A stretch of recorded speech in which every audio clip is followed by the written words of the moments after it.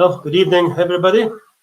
I know most of you are quite excited about tonight with the football. Obviously, when we planned this many months ago, didn't realise that Scotland were playing tonight, but it didn't stop the amount of kits being sold. So thank you, everybody, for doing the kits. I think some of you may not be watching this tonight, might be playing catch up over the weekend. But for those who are, thank you very much. We're not having a break. We're just going to go straight through it. It might finish a bit earlier than normal because of the football being on. But just to let you know that the next tasting we'll be doing will be in end of August with Annandale. And we are trying to do a whisky tasting in October with the Yorkshire whiskies. Would be quite interesting. They're quite keen to come along and show their whiskies. And we're trying to organise a trip for the Bladnoch. And I think the plan is, I haven't spoken to Bladnoch, but I think the plan is to do 2 Saturdays and take a 30-seater each Saturday. And that gives people the opportunity to pick either date to come along. So we'll keep you informed with that.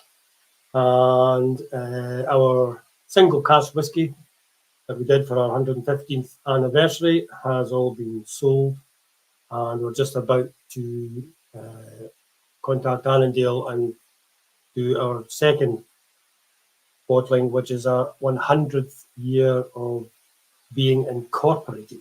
So we'll be taking 100 bottles out of the cask, rolling the cask back into the bond and getting that labelled up. So we'll give you as much notice as possible for that.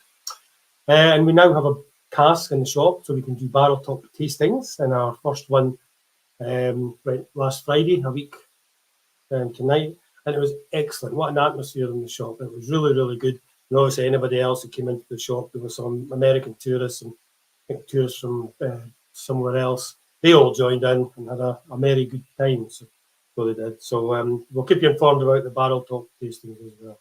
So we've got, as normal, 8 whiskies to try, and we have Martin who will be talking us through the whiskies. Do interact if you can, because it does help Martin and ourselves to have a bit of a discussion, conversation on the comments. So feel free to comment, or if you want to ask any questions, and that's why Martin's there, because you'll know the answers. So, ladies and gentlemen, if you haven't met Martin before, you are going to meet him just now. Hello, and good evening once again. Good evening, everybody. Yeah, so it's, well, we were just talking earlier on about good neighbours Yes. tomorrow as well, so it's all go. I don't know what the weather's going to be like, but we'll wait and see. Yeah. So if I can just hand you over to you, Martin, to take us through the whiskies, and I'll pop back on occasionally. Okay. And do some comments. So away you go. Thank you very much. Sounds good.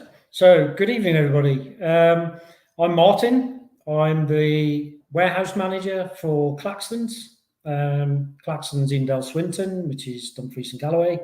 And we are an independent bottler. And an independent bottler, the name's a little bit misleading. Yes, we do, our aim is to bottle great whiskies, but bottling whiskey is not all that we do.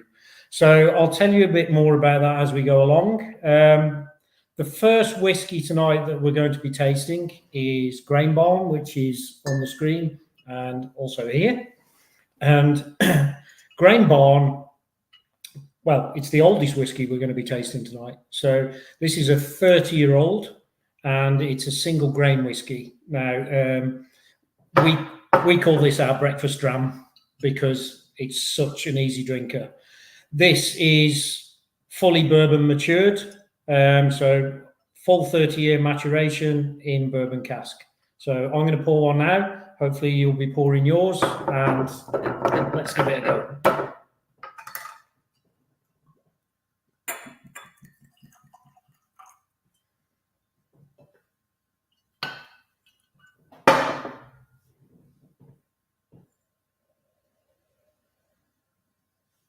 I'm an absolute fan of grain whiskey, especially when it gets to 20 years plus bourbon maturation. So I'm not one for tasting notes. Yes, tasting notes have a valid place, but when I taste whiskey, I think it depends on how I feel on the day at the time, because sometimes it depends on what you've eaten throughout the day. Your taste buds change. So I tend to taste the whiskey and talk about it as I'm tasting it at that moment in time. So what I find with grain whiskey, aged grain whiskey like this, is you get all that bubble gum on the nose. So I'm not sure if anybody else gets that, but I get bubble gum and cream soda. So if ever you, as a child, we used to have an ice cream floater. I don't know if you've ever had one of those, but it was like a dollop of vanilla ice cream in lemonade, and it was our version of like a cream soda, and that's what I get on the nose. So let's go in for a taste.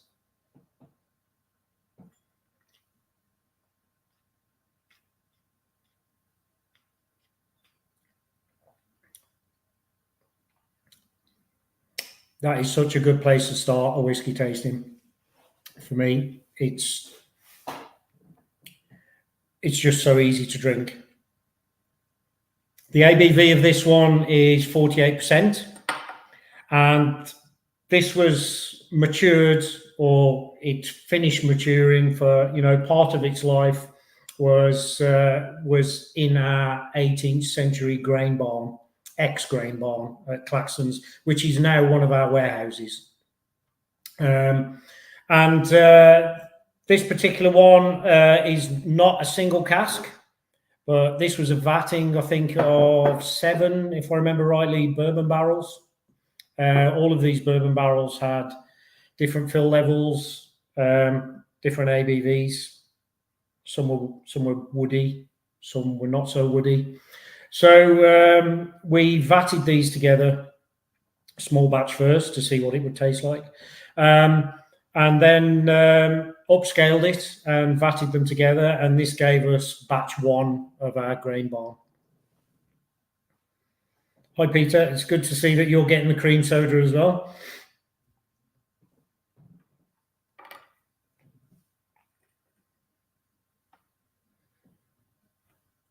Yeah, candy floss. That's a good one. Yeah, you get that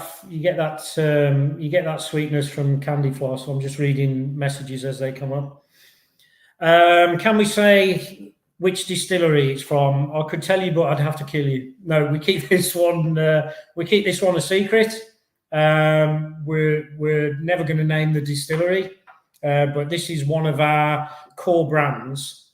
So we're going to be able to reproduce this, for the foreseeable future. So for the price as well, I mean, a 30-year-old whiskey for this sort of price, Brian will hopefully flash up on the screen what this is being sold, this is being retailed for at Drambusters, at TV Watson. But for the price, where else are you going to get a 30-year-old bourbon matured whiskey for that sort of money? I'm trying to. Yeah, I should have sent you a sheet, Martin, so you know what the prices were. But the normal retail price is £89, and tonight it's on at £80. Well, I mean, for under £100, where are you going to get a 30-year-old whiskey like that? But if that was a 30-year-old malt, you could add a 0 onto that easily. Easily, yeah. Yeah, easily. Yeah, easily. For me, it's a phenomenal dram. It's a good place to start the night, and often a good place to end the night. You could easily, with a small group of friends, finish a bottle of that in a night time. It's very, very easy to drink, very light, and it's got that sweetness to it. And as you say, the vanilla, but that's obviously from the bourbon barrel. Yes. Yeah. The other thing is that it also makes a very good highball, believe it or not. All right. Okay. Yeah. So give it a try. I've also had it with an old fashioned, and it works well if you make an old fashioned. Yeah. But like I say, for under £100, it's a no-brainer for me. It really is a good dram. And often when I'm at whiskey festivals or tastings, we sell quite a lot of these bottles on the day. Yeah. No, value for money, it's excellent. I think people tend to shy away from, they're all about the single malts. Yep. And I think if you go buy these single grains without trying them, you're really missing something special. Mm-hmm. Do you bottle any other single grains under like the Yes, we do. Yeah, so Girvans, Dumbartons, Port Dundas, Mm-hmm. most of them. Right. Like I say, we are. I mean, I'm not just speaking for myself. Tom and Adrian, who are, the directors of the business, they're also single grain fans. Mm-hmm. If it's been in the right cask and it's been matured for the right amount of time, it's a perfect dram. Yeah. Assuming you've got a few casks sitting there, if you're going to make this continuous over a period of time, which is good. Yeah. Excellent. How many? Robertson's there saying candy floss and white chocolate, peaches, vanilla, and apricot. Yeah. How many casks, roughly, in total, have you got lying about various distilleries? We're pretty much at capacity at Dale Swinton at the moment. Mm-hmm. So between 2,500 and 3,000 casks on site, I would say. Oh, right. Okay. But then we have casks lying at distilleries and warehouses dotted throughout Scotland. Yeah. No, that's a great, absolutely cracker start for a tasting. Yeah. Yeah, I absolutely love it. I really do. And like I say, you could have it with your cornflakes if you wanted. Yeah. Maybe that'll be tomorrow morning to start getting neighbours off. So William Welsh, I missed that one then. It's gone off the screen. All right. What a coating it leaves on the tongue. Yes, it does have. It also has a bit of oiliness to it. Mm.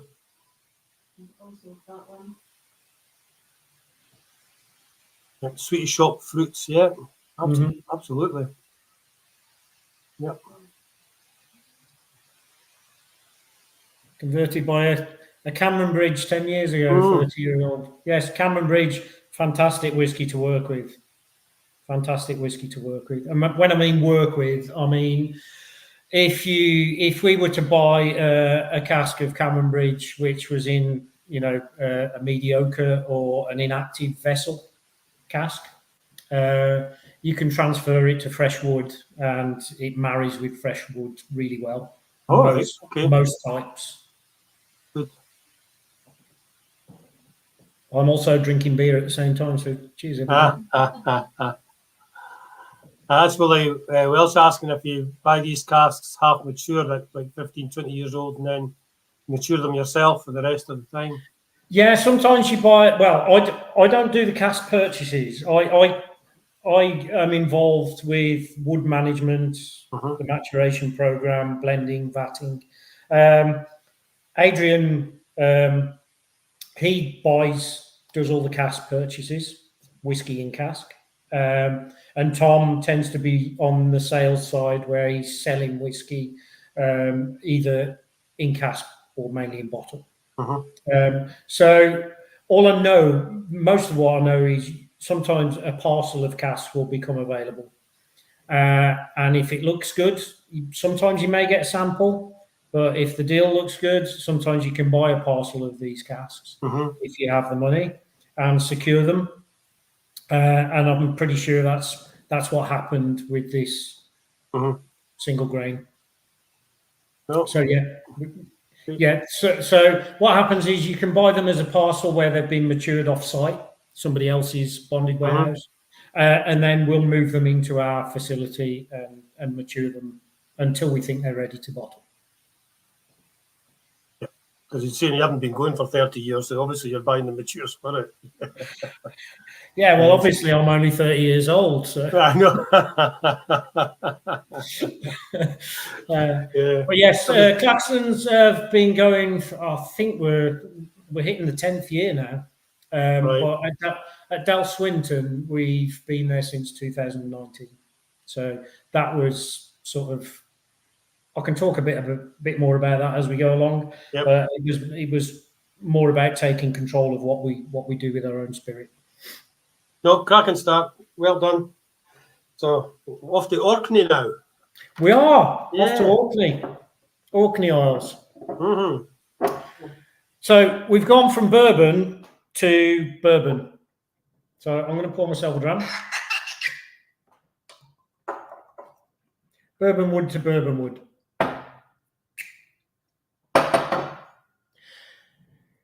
Now, this Orkney, Highland Park, it's very difficult to find Scapa in cask. I'm not sure if anybody knows of an independent bottler that's managed to get hold of a Scapa. I don't know, but it's very rare that you see Scapa independently bottled, to my knowledge, and I'm not an expert by any means. But Highland Park, for me, has that earthy peatiness without having the Islay chemical type peatiness. And this Highland Park, again, is bourbon matured for all 8 years of its life. This one is our exploration range, and our exploration range are all bottled at 50% ABV, unless the ABV is sitting slightly lower than 50%.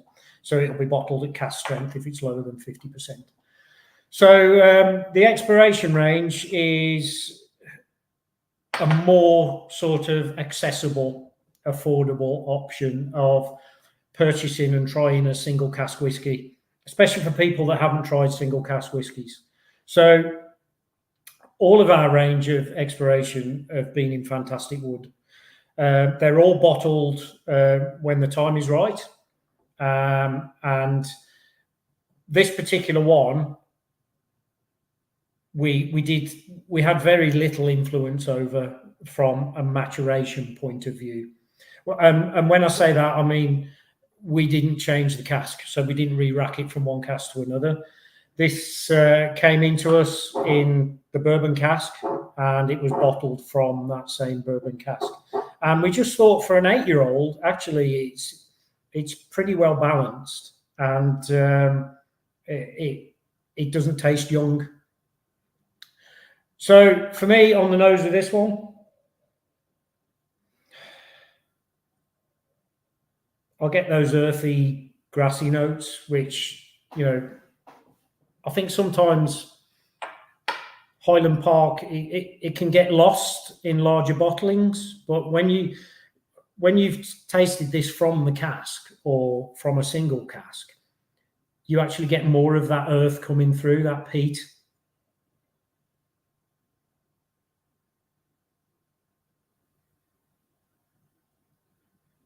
And my own personal preference is not to take this one with water, because obviously we've bottled this one at 50%. I can't remember what the ABV was originally, but this one's slightly diluted. It is not non-chill filtered.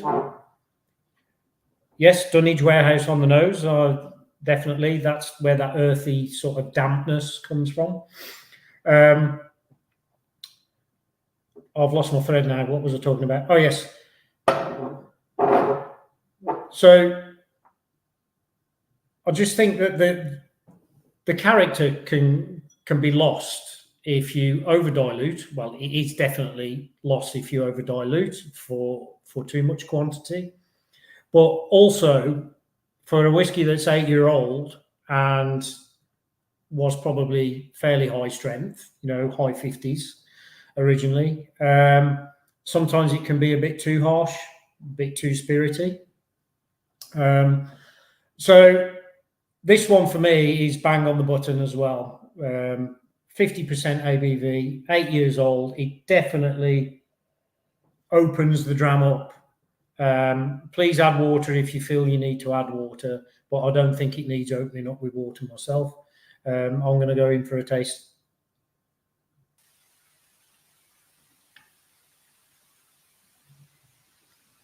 I don't think it's overly peated, though. That's the good, the plus side as far as I'm concerned, to be honest. Yeah. I mean, when we talk about peated drams, everybody thinks about the Lafroigs and the Kalilas and the Lechiks. PCP and iodine and all that. Yeah, all that. But this one has, you know how a lowland peated whiskey is? It has that sort of lowland, for me, earthiness. More subtle, subtleness to it. Yeah. And on the nose, it's got those grassy notes, and it's almost like damp woodland. You know, if you go walking the dog in the morning, sort of thing. That's what it always reminds me of.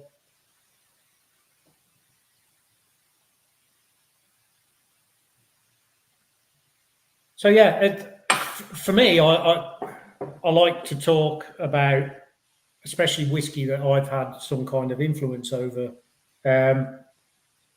As a team, we all have an influence over all of our products. But some of the releases we do are quite special to me, because I've actually personally taken the whiskey from its original cask, moved it to the new wood, and then matured it, monitored it just to see how it's going, see how it's coming along, and then I'm passionate about seeing it go to bottle. When you see that go to bottle and out into the world, and people are reviewing it and you're getting feedback, there's nothing that makes me more proud than seeing that and hearing that.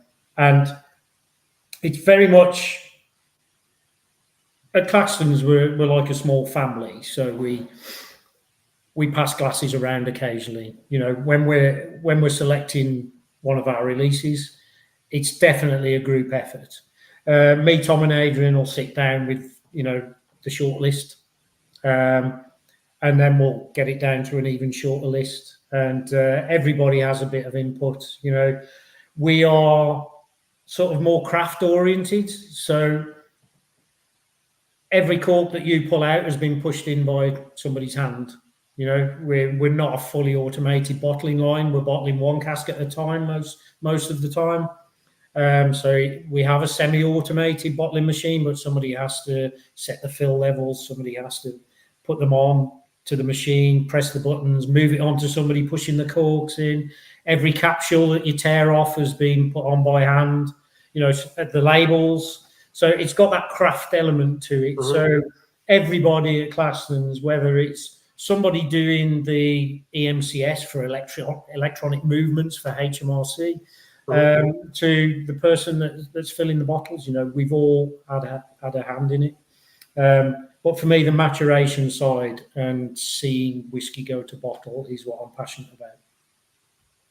How do you decide with your movement from one cask, from say a tired cask, and you think, well, I'm just going to put it into a tawny cask or a Oloroso cask? I mean, what makes you decide?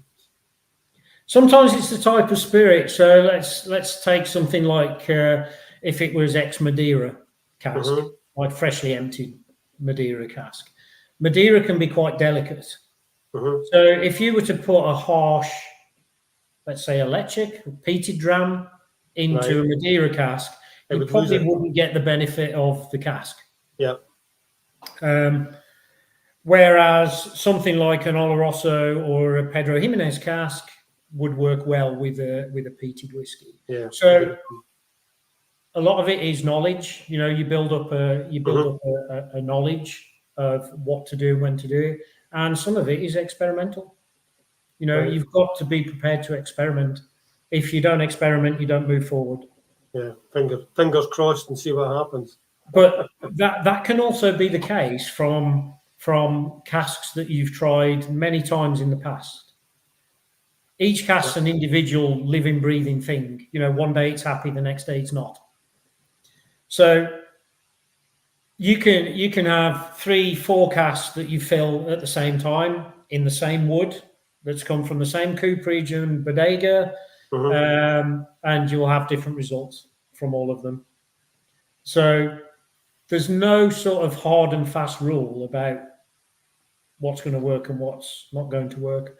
But what we do as an independent bottler and what we have the capability of doing is concentrating on individual casks. We do everything but distill. Without the distilleries, we couldn't exist. But the distilleries are about mass, volume. We're about concentrating on individuals. And that's why, people will pay for good quality single cask whiskey. There will always be a market to sell single cask whiskey. Yeah, that one you did for us when you were good enough to invite us around for the staff on that Sunday, and we did the tasting at the end, and you said, "Oh, we've got this little small cask here. I think it was a Feta Cairn. Feta Cairn in the quarter cask, and they used to have wine in it, and we don't know. I think it's about ready. We're not too sure. Oh, we'll just open it and have a look and have a taste." And it was fantastic. And I jokingly said, "Oh, that would be great for a Drambuster's bottling." And you went, "Yeah, okay." And I went, "Oh, that was easy." That's quite unusual because if we have visitors round, I normally go around with the not for sale signs. Yeah. No, that was great. The amount of people that bought a bottle and then came back and went, "I'm going to have another one because it's going to run out." And then you still get people months afterwards going, "I don't suppose you've any of that Feta." "No, sorry, it's gone." "I should have bought another bottle at the time." That's the whole thing about single casks, though. That's the beauty of single cask. It's a moment in time. If you don't try it there and then, you're never going to try it again. That's right, exactly right. No, I did a little touch of water to mine, and it did open it up slightly. I have to say. But, like I say, it's each to their own. We're all experts of our own palate. I don't believe there's any whiskey experts out there. You all know what you like. I can try and guide you through these and tell you what I sense and taste. But you guys will all maybe come up with something different. Yeah, that's right. Well, it'd be difficult if we all had the same taste, wouldn't it? The tasting notes would be a bit boring in each bottle. It'd be a boring place to be, wouldn't it? It's the same with wine. Yes. As well. When you do other wine tastings, people get various flavours and whatever, and some people say, "Oh, don't get that whatsoever," but each to their own. I mean, Yeah. But personally, I think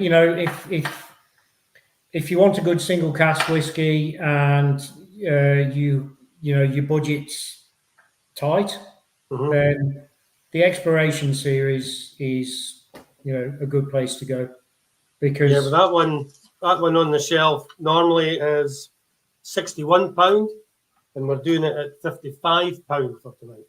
£55 for a single cask whiskey, and I mean when you go into a supermarket and you see your distillery standards there for 45, 50, 60 quid, you're looking at something here that's non-chill filtered.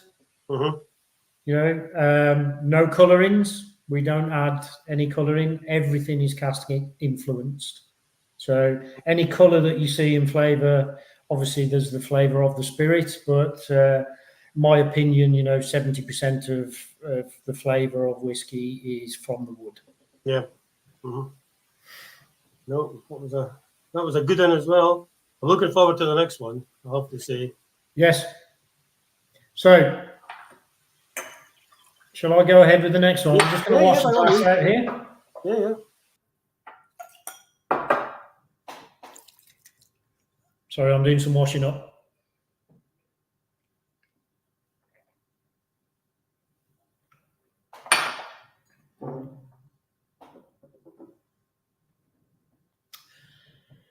So the next one is a Glenlossie. Not sure if anybody's tried Glenlossie before. This one's a 10-year-old, having to put the specs on. And this came from an Oloroso hogshead. But as you can see, it's lightly influenced by the sherry. You know, it's not a sherry bomb by any means. Well, let's get it poured and see what it's like.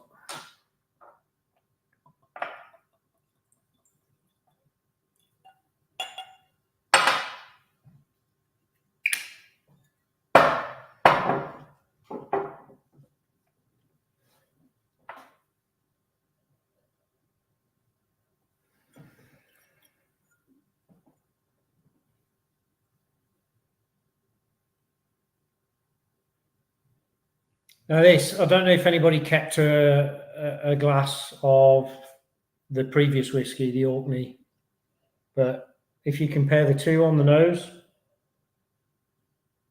this is so much more fruitier.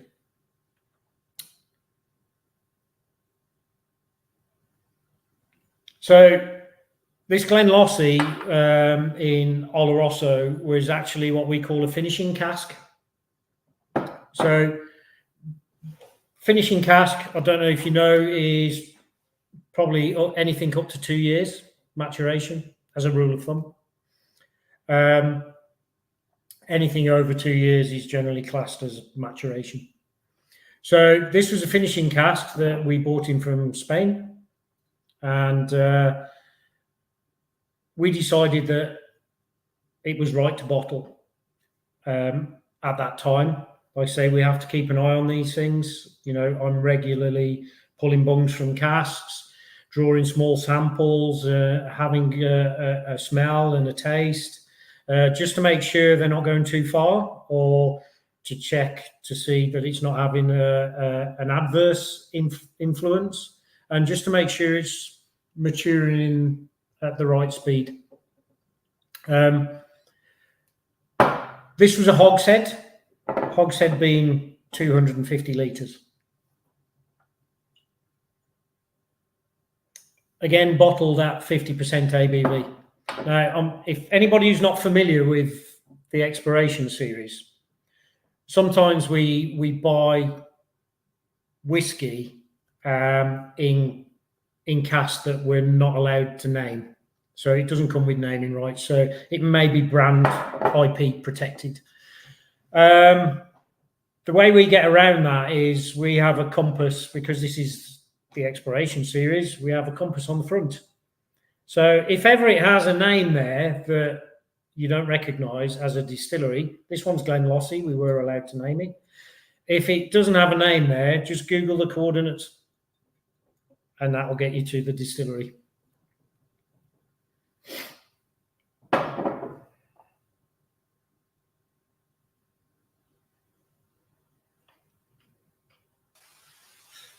Somebody's just asking, somebody was just asking on the screen there, what does maturation mean? Maturation is aging. So for Scotch whisky to be whisky, it has to be 3 years old, matured in an oak cask. So maturation is from the day of birth, so the day of distillation, it goes into wood, it then starts maturing. If it comes out of wood and goes into any other vessel other than oak, if it went into plastic drum or IBC, it would stop maturing. If it goes into bottle, it stops maturing. So every whiskey cask has a unique identifier. So it has a cask tag with the cask number. It also has something called the AYS, which is crucial because that is the age of youngest spirit.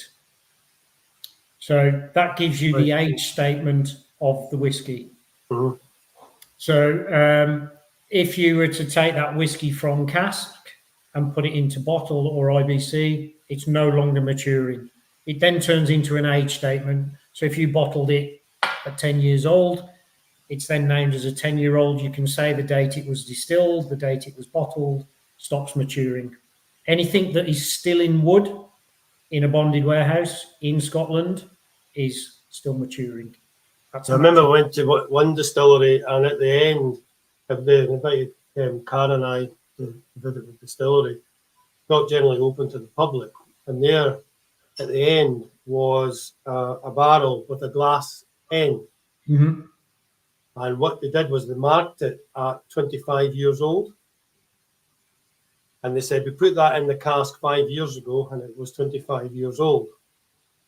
5 years later, they said, it's still 25 years old legally because it's not been aged for the last 5 years in a fully contained Yes, cask. it's got a glass cask in. Yeah, so you could see that not only, it was quite interesting because you could see how far in those 5 years the whiskey had dropped in volume. Yeah. For it, with the angel's share, shall we say. But it was the fact that they put the glass end on it. They said, no, it's still basically 25 years old, and it will never age. It will be 25 years until we take it out of the cask. Now, which is quite. I think seeing that explained the story of maturation in oak casks. I think the word is oak. Yes. If you say anything else, if they start mucking about with it, that's it. Yeah, there's only certain casks you can use within the rules. The SWA set the rules, and we have to stick to them. It's the same as if you take your cask outside of Scotland. So if you were to take your cask down to Carlisle to bottle it, wouldn't be Scotch whisky anymore. Yeah. So it's a protected region, and there are regions within Scotland. Region. Yeah. Yeah. Tom Flory, lovely licorice notes. Yes, I agree. Lots of licorice. There's also I get quite a lot of summer fruits with this.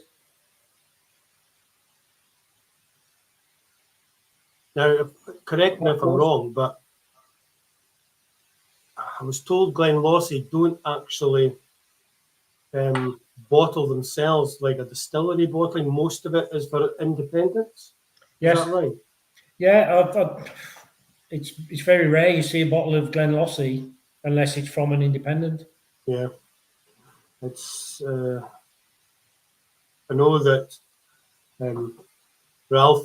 famous Ralphie, did a visit to Springbank and was interviewing my daughter Lee, and the question halfway through was, right, Lee, apart from Springbank and Hazelburn, etc., what's your favourite dram? And straight away she went, Glenlossie. Yeah. I just love Glenlossie. And we had a Berry Brothers single cask. So I bought it for her, and she opened it when I was there, and it was wonderful. And I thought, Glenlossie's one to have a look at, actually. I was pleased when you did a Glenlossie. I thought, here we go then. There's another Glenlossie on the shelf. So yeah, I'm again not disappointed in that. It's another one of those gems that Diageo own. Yep. No, I think it's. Yeah, I think it's one to watch if you see a Glenlossie coming up. Yeah. It's definitely worth a punt, I think. There's been a couple of people saying Hobnobs, digested biscuits. Mm-hmm.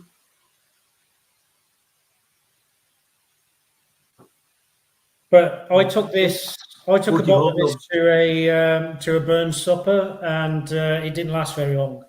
I'm not surprised. Around the table, and this was definitely a favourite. Yeah, and as you say, the Oloroso hasn't really taken over. It's not a sherry bomb by any means. You can see that by the colour. It's added to the flavour profile, but it's not overwhelmed the actual spirit itself.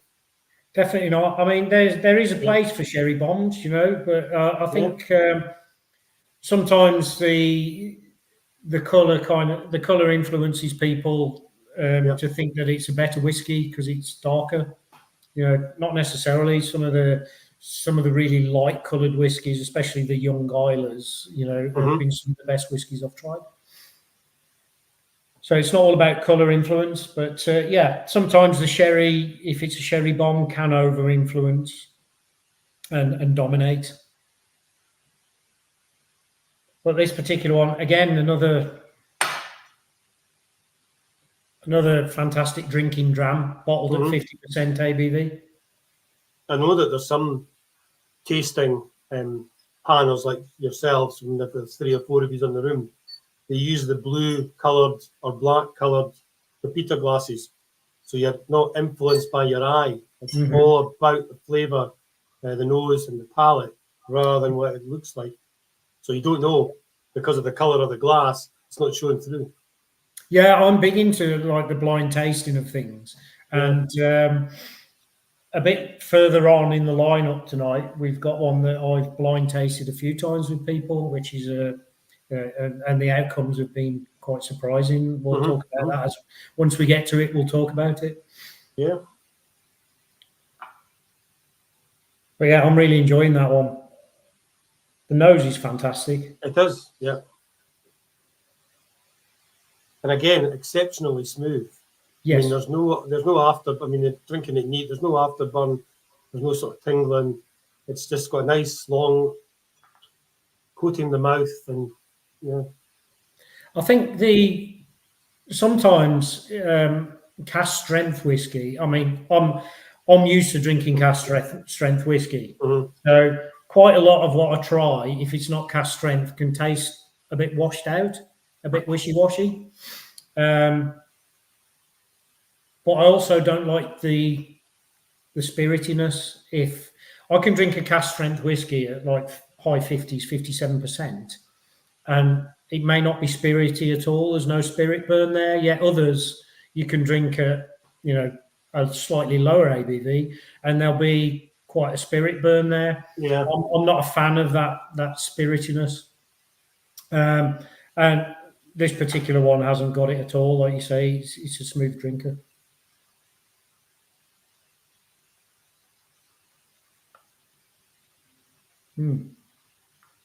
What's the oldest cask you have? Is it the 30-year-old? The oldest cask on site? Yeah. We have a cask from 1965. Oh, okay.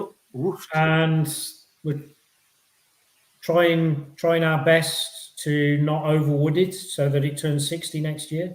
Yeah. So I'm keeping a close eye on that. Probably too close an eye on it if you were to ask Adrian. Yeah. I take it the ABV's getting a bit worrying, is it? It's actually quite good. I think it's sitting about 42%. Oh, okay.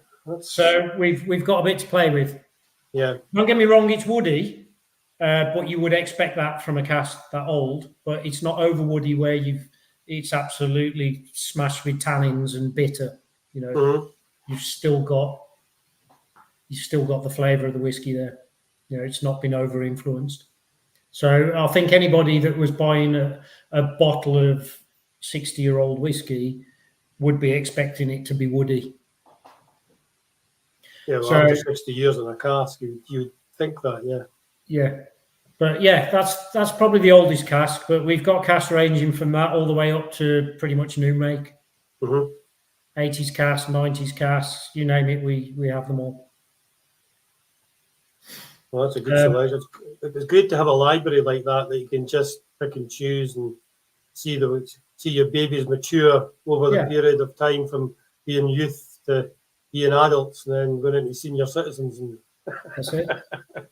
The interesting part for me as well is when I'm doing the blending, because when I say it's interesting, it's quite stressful as well, because it's not like we've got thousands of litres to play around with if you get it wrong. So we have a 10,000 litre blending tank, vat-in blending tank. So if you're adding constituent parts into that tank and you add too much of one or not enough of the other, especially right at the end, if you could be ruining 10,000 litres of spirit. Whereas if you're a distillery and you've got hundreds of thousands of litres to play with, it's not so bad because you can top it up with something else. Or, if you under strength it, that's the biggest fear, if you under strength. Interesting. Shall we move on to the next one? Yeah, please. Yep. I'm just going to do a bit of washing up again.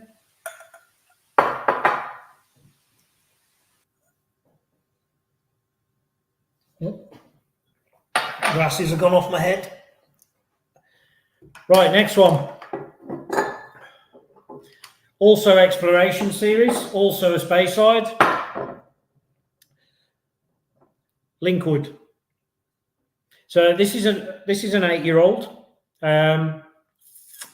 I don't know if anybody has tried, so you'll have to pop a message up if anybody's tried anything from a cask called an STR before. STR means shaved, toasted, recharred. Now, generally, this is a rejuvenated wine cask. So it's normally 225 litres. So it's known as a barrique. So if it's a wine cask, generally it's known as a barrique. And I'm a big fan of STRs. I've had some fantastic results with STRs. They give you flavours that the cask didn't originally give. It rejuvenates it, but it gives it something else. Yes, you get all the vanillas and all that, but there's something else there that it's hard to put your finger on sometimes. So I'm going to pour this one. I'll be interested to see some feedback on this one because, like I say, STRs for me, I'm using a lot now because I've had some super results with them.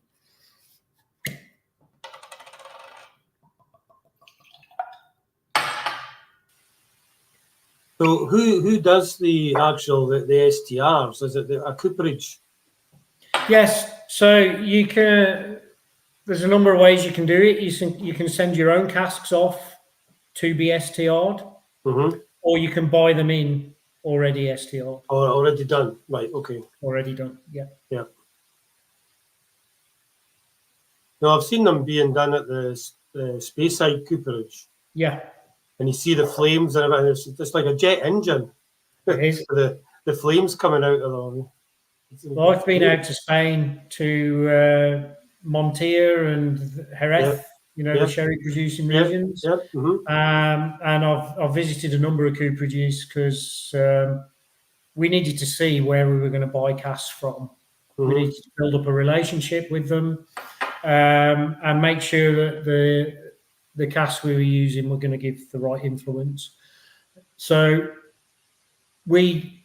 as an experiment, we bought a small amount of casks from each cooperage that I went out to see and filled a lorry and brought them over. And then just basically filled them with, don't ask me which whiskies now because I couldn't tell you off the top of my head. We do have an inventory list where I can tell you, what's happening with the maturation program. But we filled them with various whiskies, matured them, and looked at the results and thought, well, these, mediocre, these fantastic, these are good.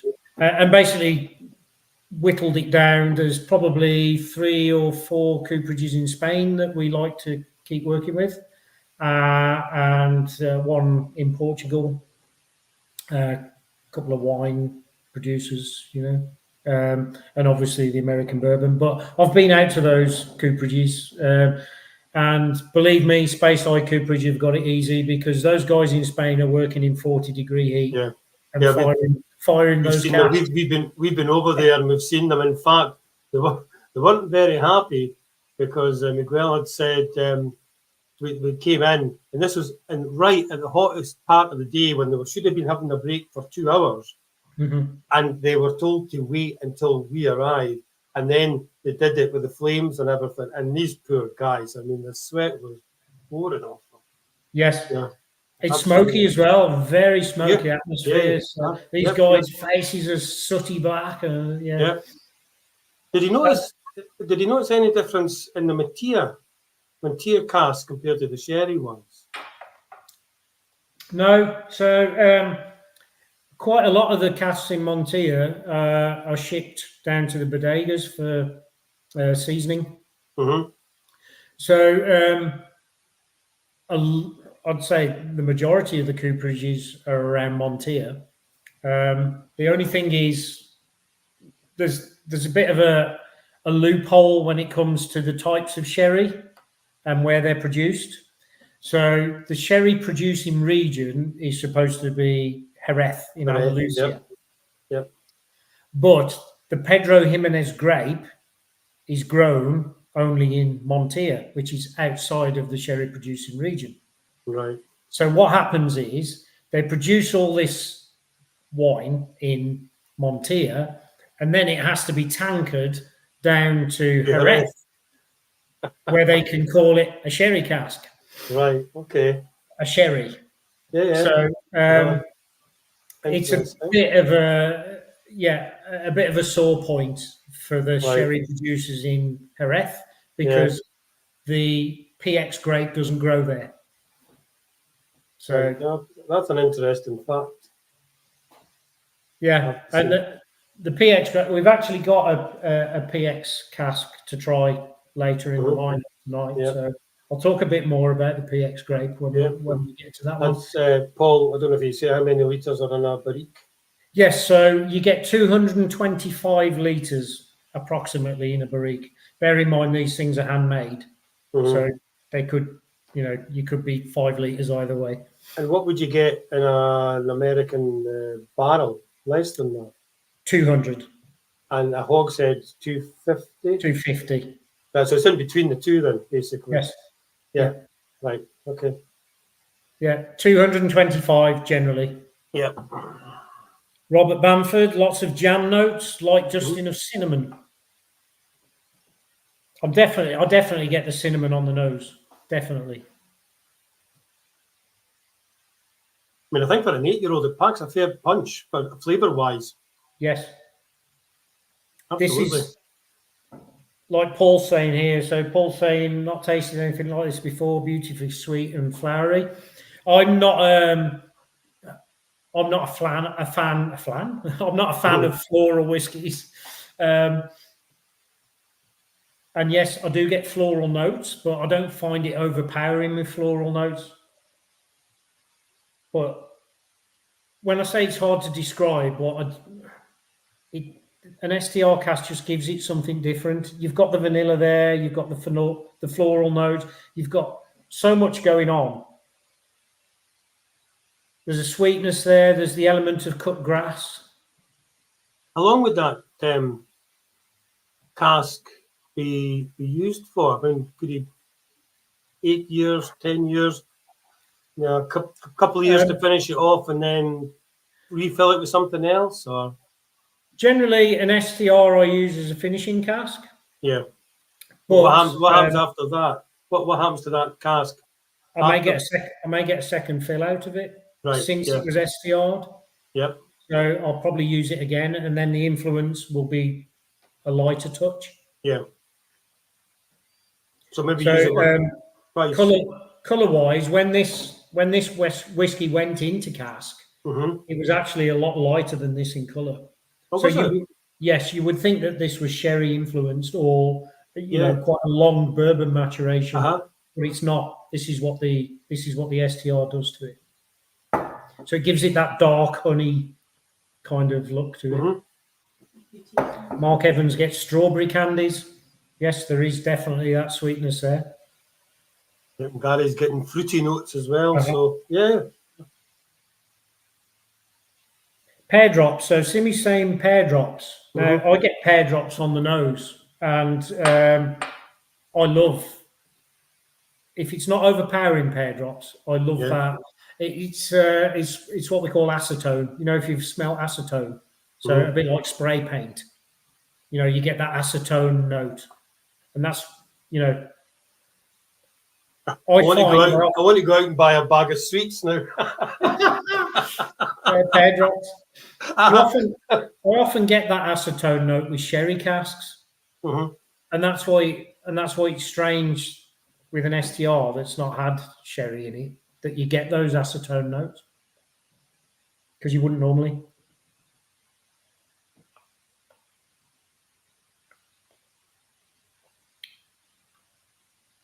But do you have a favourite? Maybe you don't want to say, but do you have a favourite one or two distilleries that you're always going, that's another result from them, or it's just vary?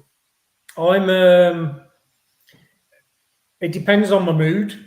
Sometimes it's a PT, sometimes it's an earthy dram. Sometimes I like that really dirty dram, like a Dalmunnock, which you've got that rough kind of spirit, rough edge to it. a bit like a younger Ben Nevis. You know, that's got a roughness, industrial note to it. And then other days I like the lighter one. So it's really strange. But when it comes to favourites, I like Glen Ord. I like the All spirit. right, okay. Yeah, I'm a Glen Ord fan. You don't see many Glenords going about. In fact, I don't think we have a Glenord. Have you? We've got a couple of casks in the warehouse that I'm All trying to right. persuade Adrian to bottle, but he's not bottling them yet. Persuade him a bit more. I think I need to, yeah. But yeah, I'm a Glen Ord fan, and like you say, you don't see it about a lot.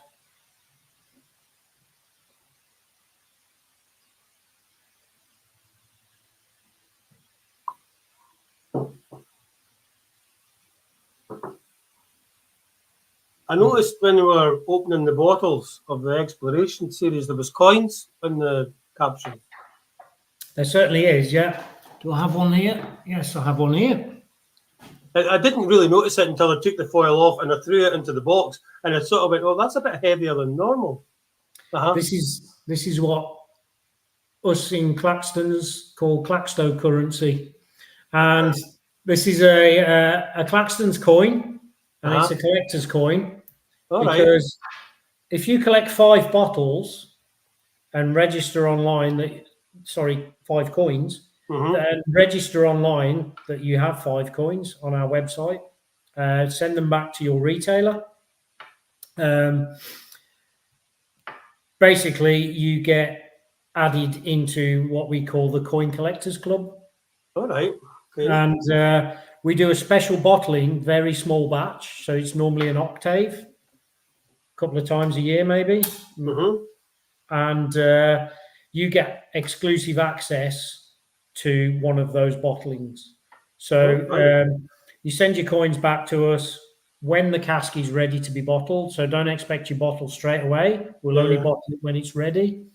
You will have access, and this is done at cost price normally to us. You know, we make no money out of it at all. We basically, it's a thank you to people. Yeah, it's a loyalty. It's a loyalty reward, basically.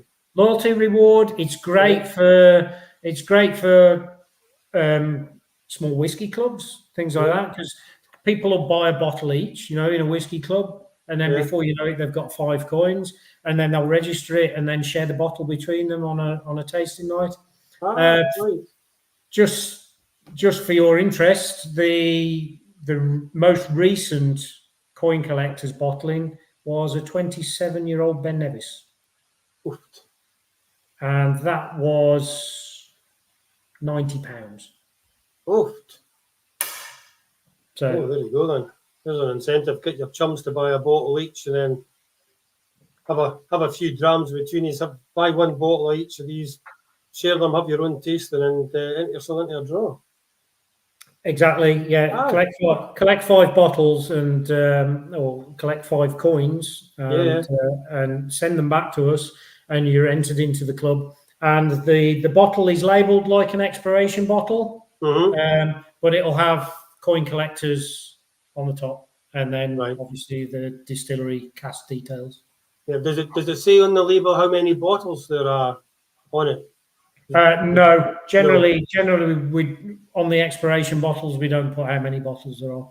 No, but this special bottling, though, does it say limited to? I don't think it does. Right. Okay. I don't think it does, but you can pretty much guarantee that if it's an octave, you're not going to get any more than 75 bottles. Yeah, I was going to say it's. Which is what is it 75 litres an octave or 80? 50 or 55. Right, yeah. Okay. So the casks start off with, you get a blood tub, which is 30 litres, which we don't work with hardly ever. Yeah. 50 or 55 litres.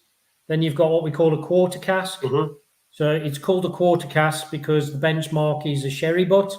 So a sherry butt is 500 litres. 500, yeah. So a quarter cask is a quarter of 500 litres. 125. 125, yeah. Then you get the barriques, which are a bit of an anomaly because they're wine barriques, 225. Hogshead barrels, again, bourbon, so they're 200. Then you get your traditional sherry hogshead or sherry hogshead, which is 250 litres. So you get a bourbon hogshead or a sherry hogshead. And then we go up to puncheons and butts and port pipes, things like that. But very rarely you see a port pipe now. They're huge. Yeah, absolutely huge. Yeah. Are they about 600 litres? Yeah, but they're difficult to manage. You know, the butts are difficult to keep as it is because they take up so much space. But it's the shape. It's like a big fat cigar, isn't it? Yeah, it is. Yeah, just awkward. Whereas the puncheons are shorter and fatter. Yeah. So there's a lot more in diameter, but not as much height. All right, I think Karen's taking me off screen for a minute. Oh, we're going to take us both off because she's going to show the difference in the cask. That's the background that we're on, is pictures of casks. So he's just going to take us off for a second.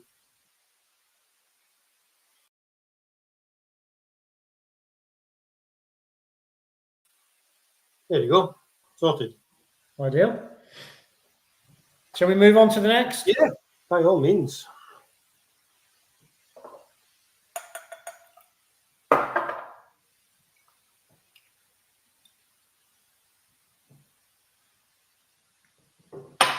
Next one.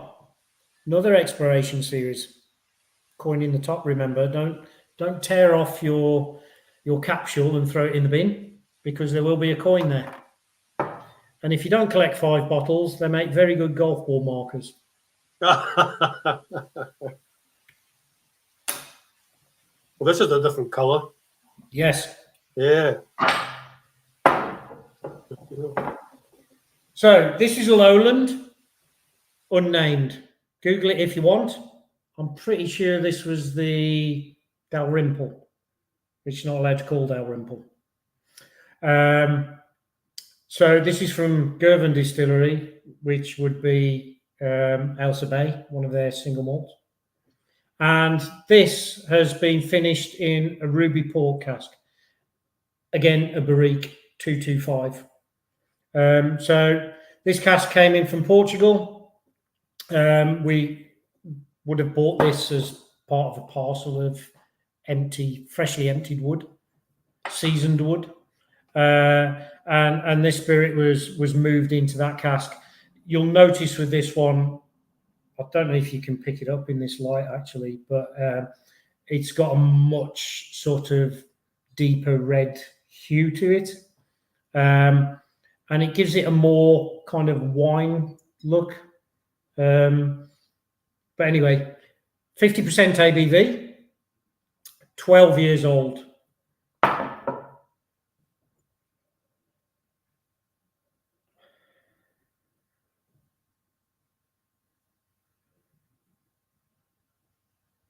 And now I'm getting dark fruits, really dark fruity notes.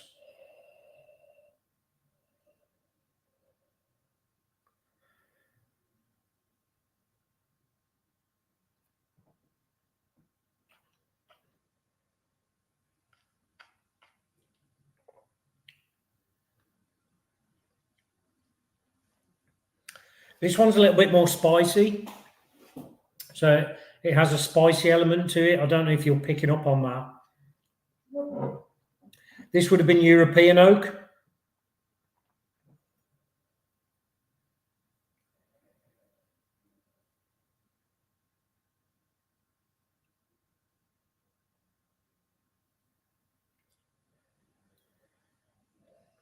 And with this one, I get a little more spirit on the nose.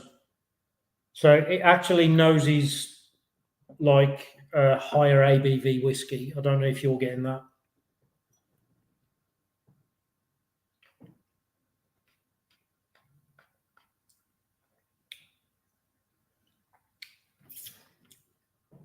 I'm going to add a couple of drops of water to this one because I think, personally for me, it benefits from a couple of drops of water.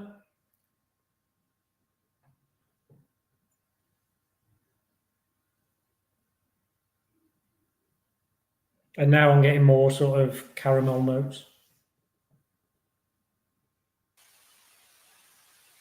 Yeah, it's certainly the colour that catches your eye first, Martin, Yeah. when you put it in the glass. And somebody was quite right saying, oh, then you, without seeing the comment, was saying, oh, it looks like a rosy wine. And somebody had Yes. commented on that.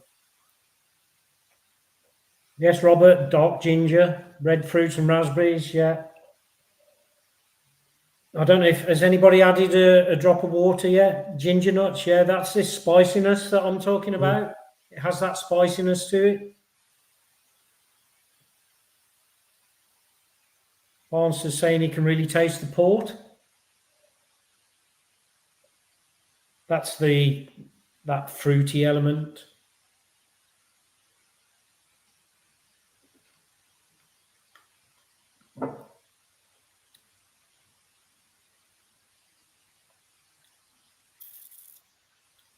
For me, though, it's so much more flavoursome if you add maybe 5. I don't know if anybody's got a pipette at home, but maybe 5 drops of water. Oh, Karen's got her pipette in the corner going ting, ting, ting. But she's counting the drops there. I thought that was her saying time up. Last orders at the bar.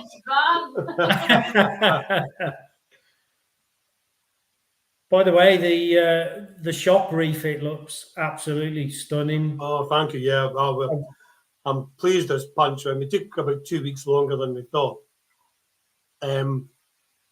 But what a difference! And it's a totally different shop.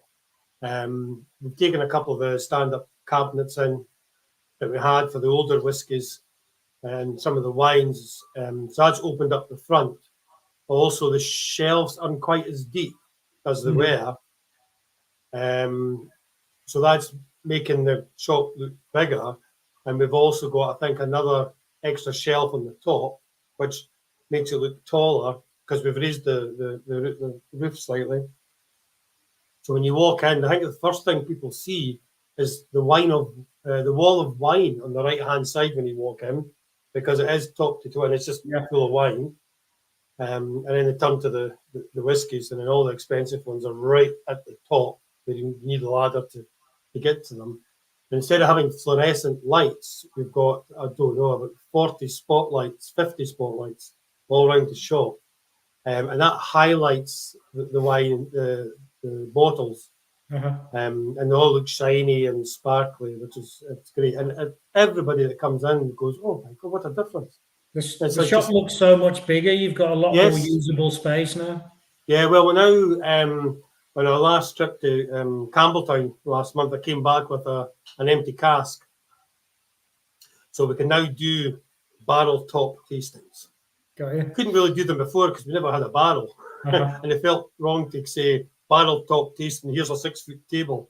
But now we can actually do it. We did our first one last weekend. We only did a couple of whiskies.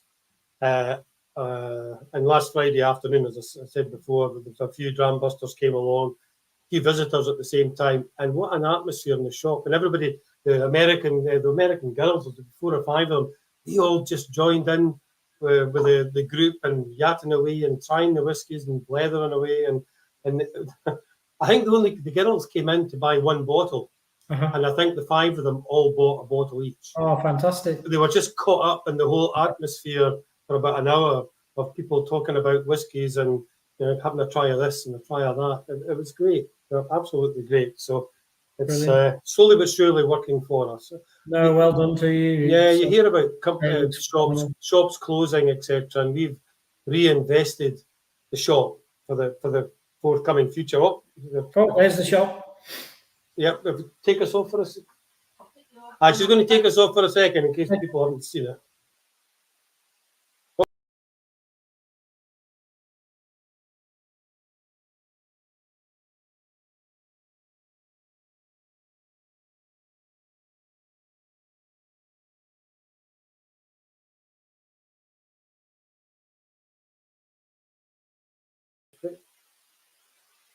So quite happy. It's great when I go in early in the morning. I just look at it and I start dusting the bottles, and I think, oh, this looks like a proper. Not that we weren't, I suppose, but this looks like a proper wine merchant and whiskey merchant, and it's bright, and the people say, oh, the smell of new wood and the smell of paint and everything. So yeah, it's great. And at the top, right at the top there, just above your head, that's where the Claxton's warehouse number 1 bottles are. I can see the bottles there at the top. Right at the top. Yep. So pride of place, right in the centre there. When you walk into the shop, that's what you see in the top shelf.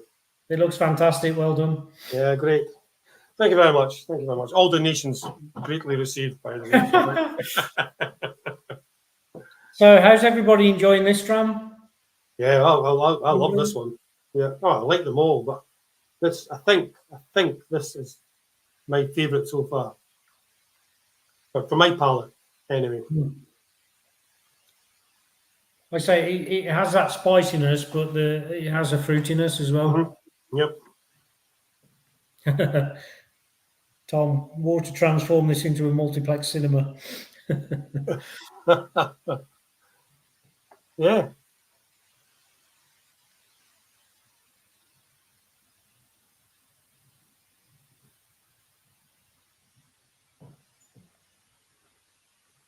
Yeah, welcome, Simmy. Pop in, as you always do. I almost get something different every time I taste this one.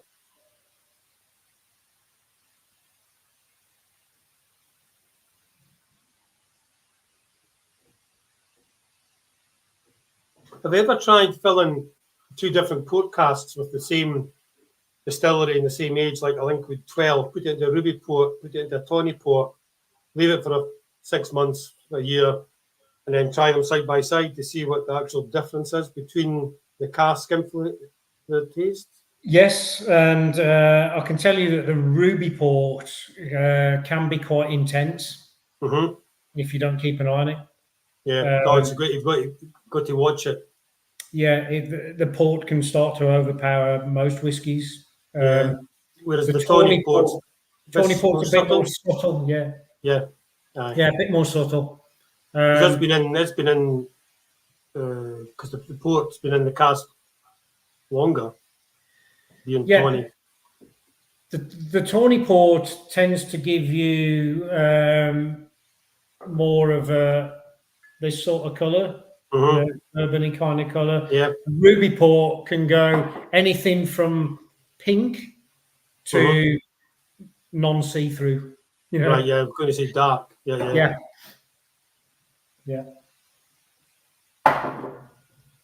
Shall we move on to the next one? Yeah, of course, yeah. I better look on my list. What's the next one? Let's have a quick look. Next one is the Glasgow, the 4-year-old. Right, here we go. Now, the bottles that you can see above my head, or that was above my head in TB Watson shop, is one of these square ones. Yes, they take up a little bit of real estate on your shelf, and they are heavy. One of these full is 2 kilos, believe it or not. So you need some good screws in the wall if you're going to have a shelf bracket. And this is our warehouse number 1 range. So warehouse number 1, probably the difference between these and the Exploration series is these are all bottled at cask strength. They're still single cask, but they're bottled at cask strength. Majority of the time, they will be older whiskies. Not all of the time. Occasionally, if we feel that something is good enough to go into the Warehouse 1 series, it will go into the Warehouse 1 series, no matter on the age. Now, this one we spoke about earlier when we were talking blind tastings, and this is a 4-year-old. Everywhere I've blind tasted this whiskey, people have said 10 plus years. Let's pour it out and then let's see what you think.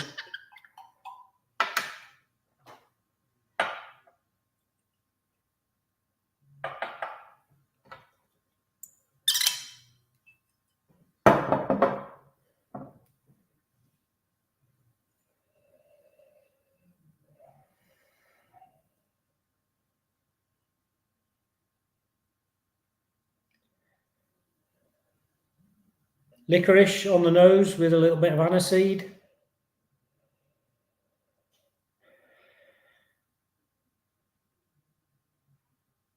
And fresh. It just smells so fresh.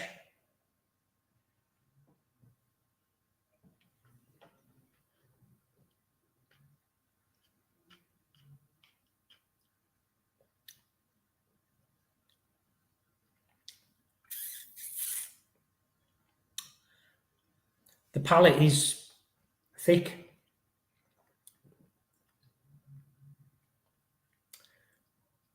And now you can taste the ABV. This is a single cask whiskey at cask strength. This one's bottled at 57.2% ABV. Now, for 4 years old, I'm hoping you'll agree with me, but you would not believe that this is a 4-year-old whiskey. Absolutely not. This has been in a finishing cask, which is a Pedro Jimenez finishing cask. And I can tell you this cask was super active.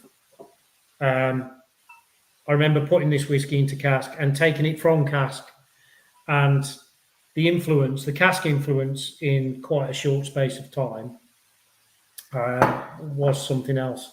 Now, Glasgow are doing some fantastic things. There's some Glasgow whiskey. I'm a fan. What they're producing now is some fantastic spirit. We managed to acquire a couple of casks of Glasgow, and this was in its finishing cask for probably just over a year. So the whiskey would have looked nothing like this when it went into the cask, when it went into its finishing cask. But obviously you can see now that the Pedro Jimenez has had that colour influence. It's not only had the colour influence, it's given it a great fruitiness, and a sweetness. Sweetness to it, exactly right, yeah. Now, because it's young, it also has that spirity element. So I would encourage you to try it without water, and then try it with a few drops of water, because it totally transforms. The ABV seems a bit low for a 4-year-old, considering. I find with Pedro Jimenez casks, because of the sugar content, it can affect the ABV. All right, okay. Depending on the activity in the cask. So Pedro Jimenez seems to have more of an adverse effect on ABV than Oloroso. There you go. Another fact I didn't really know. That's just from my experience, but I'm sure that most warehouse managers have experienced the same things.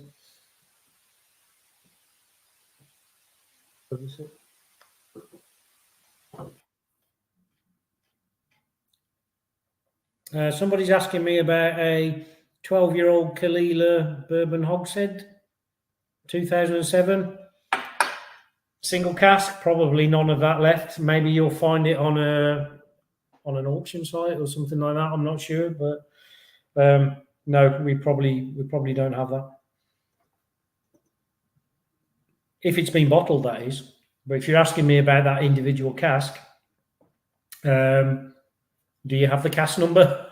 I don't know. We have a few Kalilas in stock, so I could go away and research it and have a look at our inventory, but I'd need to know a bit more detail about the cask.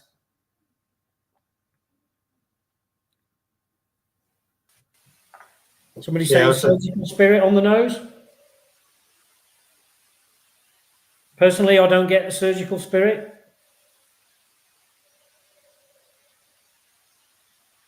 No. I was away there because one of my favourite drinks, I think everybody knows about this, is Pedro Jimenez.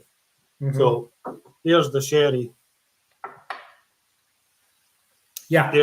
That's after a year in a PX cask. That is the actual PX sherry itself.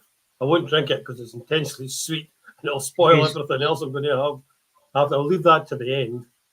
But I'm a fan of the PX. Yeah, and I think this Glasgow, when you see an age statement of 4 years in our premium range, we were quite brave to put that in our premium range. But we were confident that the spirit was good enough. I think we had a discussion at the time, and I went, really, 4 years old, warehouse number 1, and you went, you haven't tried it yet, Brian. Yeah. And we hadn't at that point. Yeah. And I think when we came round to that tasting that we did at that Sunday, and he cracked open a bottle, I went, no wonder he bottled it. Yeah, I mean, it was just good enough, and that's what we're about at Claxton's. If it's good, it's good. I think it was in a bourbon. Was it just in a bourbon cask before that? Yeah, it was a bourbon hogged. In fact, I think it came into us in a bourbon butt. Sorry, a sherry butt. A sherry butt. A sherry butt. But it was refill sherry butt, right? So a vessel, and then it was split into 2 hogsheads. Ah. That's clever. Yeah. So he split it down into 2 hogsheads. And one of them, like I say, was super active in a short space of time and needed to be bottled because it was good enough. Yeah. But like I said, everywhere I go, I'm like, if we have this and we're pouring this, then I'll pour it with the label facing me and say, try that. Yeah. Nobody has said that it's a 4-year-old whiskey. No, they wouldn't think that. That's Sarah giving you the cask number and everything.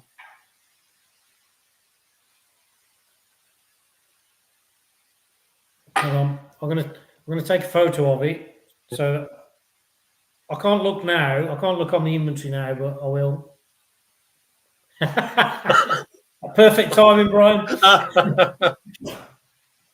But I can't look at it now, but I will go away and have a look and let you know. Yeah. So this is Simi saying, how many people decide if it's going to be a warehouse number 1 bottle? Predominantly, it's me, Tom, and Adrian. But we do pass it around the staff so that they've all got a knowledge. So if they go to a whiskey festival, or if somebody asks them about it, they all have a knowledge of what it tastes like, smells like. You know, they've all had an input. But yeah, predominantly it's me, Tom, and Adrian that decide what goes in. There is a bit of spirit to that one because it's young. Yeah, there is. But the flavour is phenomenal. Yeah, the spirit's there. Like I say, if you add water, it's totally different. But apart from that spiritiness, there's no youth there. You don't get that new makiness from it. Nope. And if he left it any longer, it would dominate the spirit, wouldn't it? I mean, that would just you'd be wasting your time, basically, I think. Yeah, you could ruin it. You could ruin the spirit and waste the cask because I have no doubt that I got a second fill out of that cask. So I would think so. Yeah. Yeah. Because Carm's always said about sherry cask, sherry bombs, as we said before, it just overwhelms the actual base spirit, which has been distilled, and then it's dominated it. Yeah, I mean, we did a 33-year-old Glenrothes. I don't know if you tried that one, but that was sherry butt, but clearly would have been a refill sherry butt. Yeah, second fill maybe third fill. I don't know, but the influence was just spot on. If it had been sitting in that, a fresh fill sherry butt for that long, it would have been as black as soot. And overpowered by sherry. But this one, so we were talking about Pedro Jimenez being made, being produced in Montilla, the Pedro Jimenez grape. So the Oloroso grape is made from the Palomino grape, which is grown in Jerez. And the Pedro Jimenez grape is grown in Montilla. And when the grapes are ready to pick and ripe, they leave them out in the sun. So they'll spread these big either hessian or plastic tarpaulins out on the ground, Yeah. and they leave them out in the sun, and they start to shrivel like raisins. Raisins, exactly right. Yeah. And then what happens is the sugar content builds up, which is where you get the sweetness from. And it's a heavier spirit. It's not only more viscous on the palate, so you taste that thickness. It's thick. It's it's robust on the palate, but actually physically the spirit is heavier. Yep. You can see the legs, cathedral windows. But if I was to put this bottle on the scales, right, and to put a bottle of non-PX, like a bourbon, on the scales, the PX one would probably weigh more because of the sugar content. So if you had let's say 1,000-litre IBC of Pedro Jimenez and 1,000 litres of water, 1,000 litre of water would probably weigh about a ton, because at normal room temperature, a litre of liquid's about a kilo in weight. So you're looking at a ton or 1,000 kilos. Pedro Jimenez, you can probably put another 100 kilos on the top. Really? Gee. Yeah. So yeah, that's the sugar content of it. That explains my weight then. keep off the PX. Yeah, it is. Well, anybody that's drank PX, it's for the sweet tooth. It's for the people that like the sweetness. Guilty as charged, my lad. Yeah. But Pedro Jimenez always works with peated whiskies as well. So if you have a heavily peated whiskey, a Pedro Jimenez cask often works, because you've got what people call peat and sweet. Don't ask me why, but it works.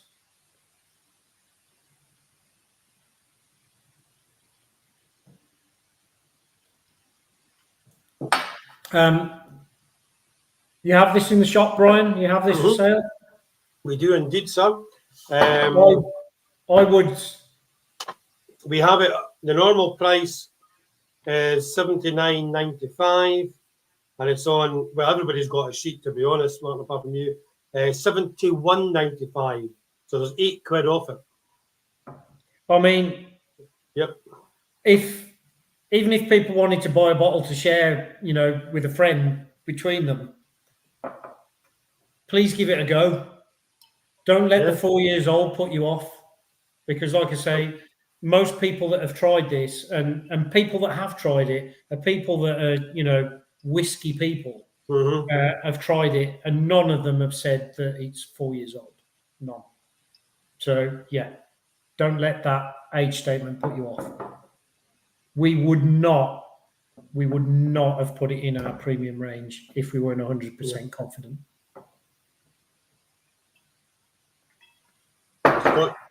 It's got your seal of approval on it, so that's good enough. For what that's worth, Brian. Yeah. So it's going well at the moment, I have to say. The next one's interesting me, I have to say. We're having a little discussion in the shop. Okay. As to what this could be. Right. Well, let's give it a go then, shall we? Yeah. Well, I've got my thoughts. Oh, there's a question coming up.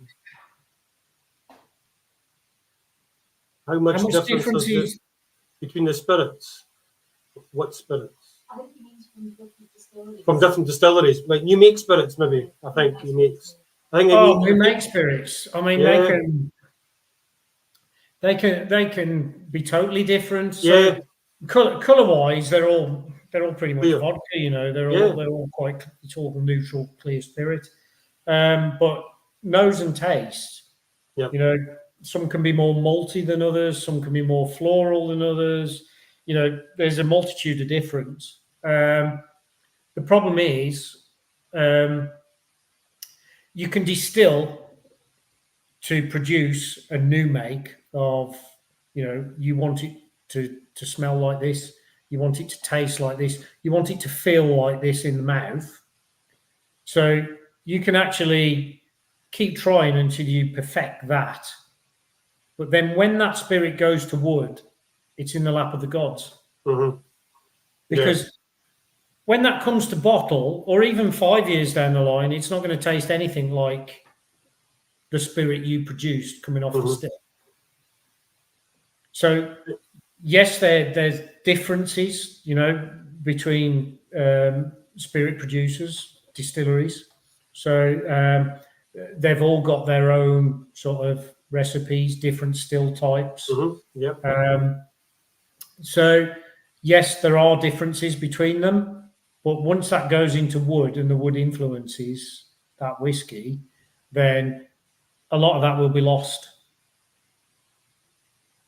So a lot of what people taste, if they taste Ben Nevis, old Ben Nevis, it's because it was something that was produced at that time, and it has a similar profile, but the profile that came off the still will be nothing like that comes out in the bottle at the end.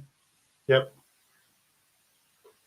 That's the best way I can explain. It's something we've never done, is a new make spirit tasting. One or two people within the trade have asked me, have you ever done a new make spirit tasting? No, because I don't really know how many people would be interested in sitting down having 6 new make spirits. The thing is, if you've ever tasted new make and then you have a break from it and then you taste it again, it's like, that's new make. Yeah. But identifying which distillery it would be from would be very difficult.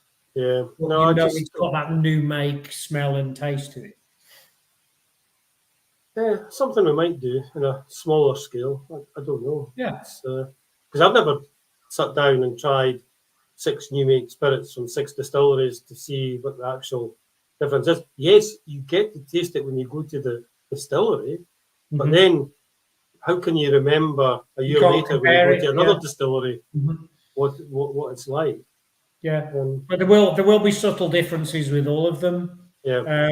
But because of their different processes. Yep. But once that goes to wood, a lot of that will be lost.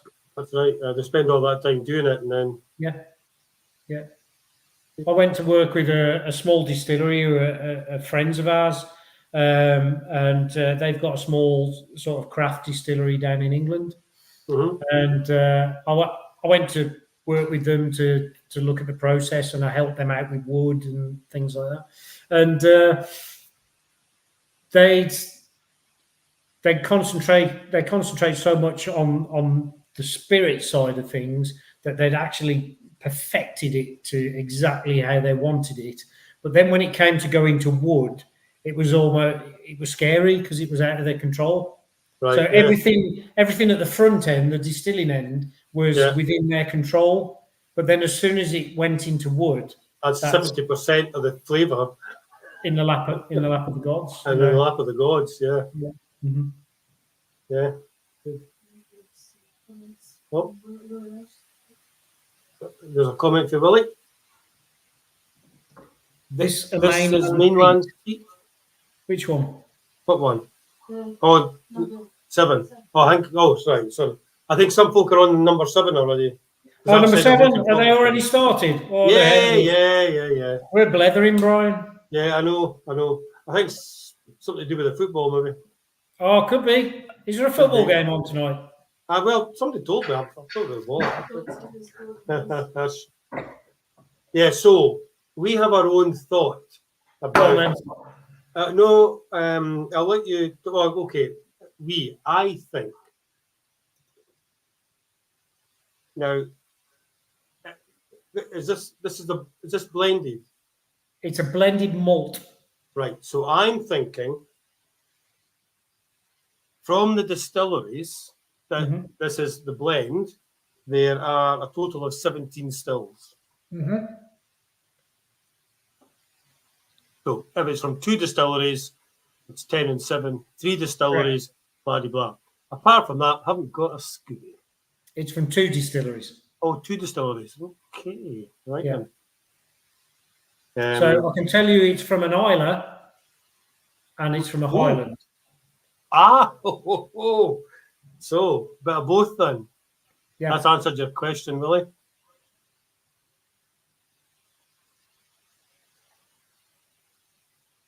So yeah, called 17 Smoky Stills. This is Exploration Series. I know we jumped in front with the Warehouse number 1. Yeah. But we're obviously going on to the peated drams now.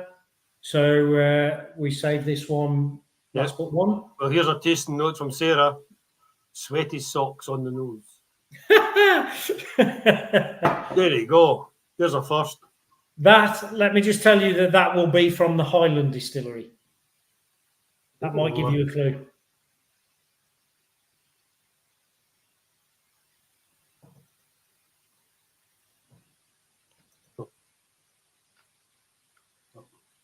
Very interesting dram, this one.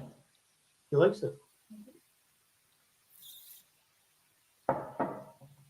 So again, Oloroso. This will be Oloroso finishing cask. Probably for about 12 months or just over. Hence, not too heavily influenced by the sherry.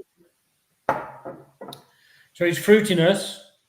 It's got the peatiness to it, but it's not overpowering in either way. So it's almost perfectly balanced if you like a sherried peated dram. Yeah, absolutely. So yeah, this is a Highland distillery and an Islay distillery. Anybody prepared to guess? Highland does peat. In Roma.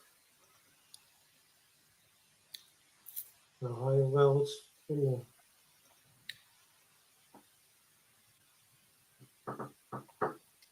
Somebody's asking me how you put the coordinates for 2 distilleries. There is a question. Good question. I'll distract us for a minute. I'm going to put it back to you because I haven't got a clue. Katie, who does our designs, put the coordinates on there, and I'll say you Google it and you tell me. There you go. Okay.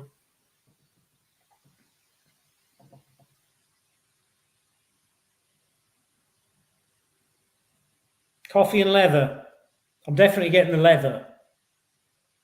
Do you know what else I'll get? Like the old bookshop. You know that old walking into an old bookshop. I know they're a thing of the past now, but if you do go into an old bookshop.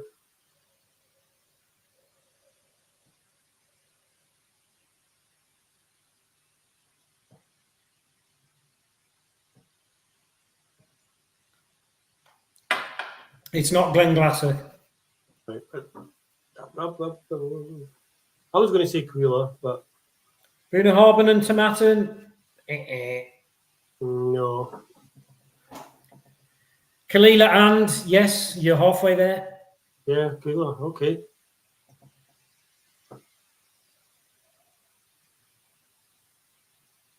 It's not Ardmore. No.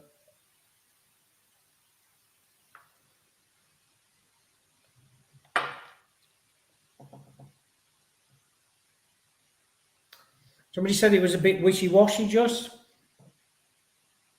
For me, it may taste that way because you've just come from 57.2% to 50%. Maybe let your palate settle a bit and try it again.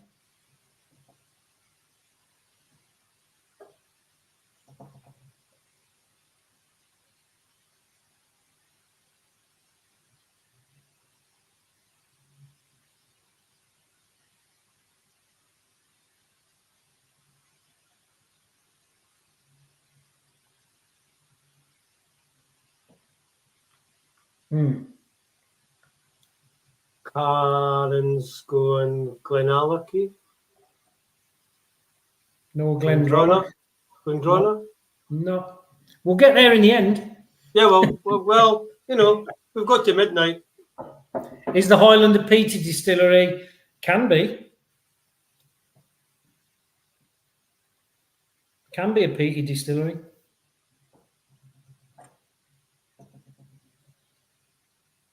Oh, that's Speyside. From until. Yeah. It's a Highland. That's what. Yeah, that's what. That's what. Mm-hmm. Yeah, a bit of saltiness there. That's generally what you get with a bit of Kalila as well. You get that saltiness.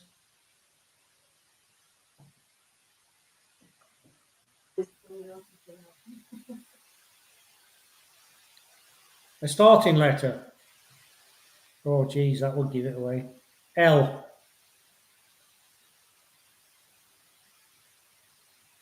L for Lima. As in Linkwood. Nope. It's Loch Lomond. Really? Ah. Of course, they can produce any whiskey you want. Mm-hmm. They just put the, what do you want? We can do that.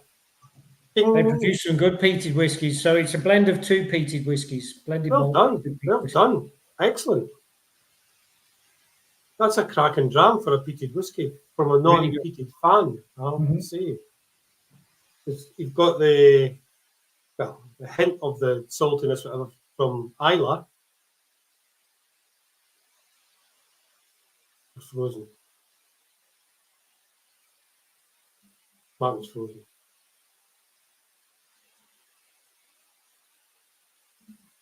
Hear me? Oh, Ah. yeah. No, sorry, you were frozen for a wee minute there. Sorry, yeah, it was buffering there for a while. Yeah, that's okay. No, that's a clever combination between mainland and Isla. I have to say that. Hats off to you for that. I think it works. Yeah, it works. Absolutely works. And this is a good thing of being able to experiment with casks. Mm-hmm.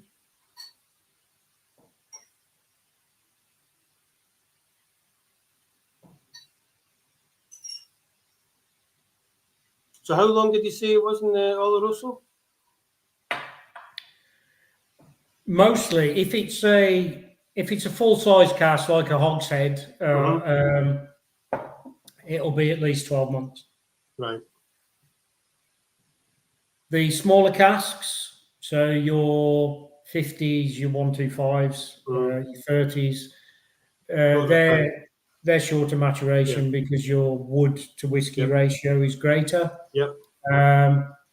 You can lose more ABV in a short space of time with a smaller cask, and more volume, and the influence of whatever was in the cask before can be more intense.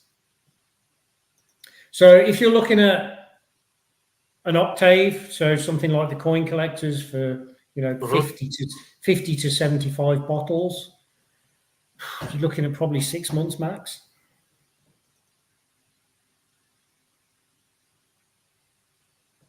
Well, this one on the shelf is £52.75.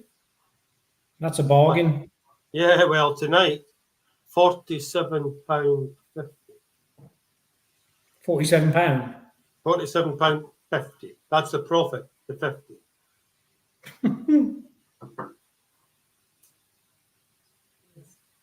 Oh, Willie's asking another question. So it'll be the age of youngest spirit would have been 6 years.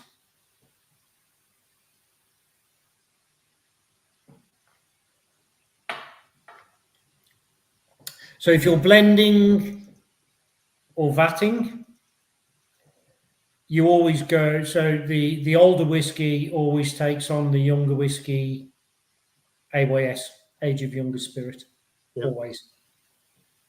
That's why a lot of distillers say no age statement, non-age statement. They don't want to say there's younger whiskies in it, or it's an actual 7-year-old because there's 25-year-old in it, but we have to call it a 7. Yeah, you're and a lot of the supermarket shelf stuff is only barely whiskey, so it's only 3 years old. Generally has what we call caramel colouring, or E150A. So some of it will have E150A caramel colouring in it, and it will be chill filtered. The reason they chill filter is because if you take a whiskey at high strength, let's say in the 60s, 60 ABV, and you dilute it down to 40 ABV, you get what we call Scotch mist. Yeah, so it's cloudy. It goes cloudy. Yeah. You can't get rid of that. No. Unless you chill filter. Chill filtering works to get rid of the cloudiness or prevent the cloudiness. It also takes away a lot of the flavour from the cask. Yeah, I think Bladnoch years and years ago did a non-chill filtered one, and it was cloudy. It was 40%. Yeah. And the number of people that I got this as a present, and it's all cloudy. Yeah, it's the way it is, I'm afraid. But what you do is you pour it and shut your eyes and you taste the whiskey, because it's about taste. So, and that was an experiment that didn't really work. Normally, if you're above sort of 46 ABV, you'll be fine. Yep. As soon as you start dropping below that, you're in the danger zone for cloudiness.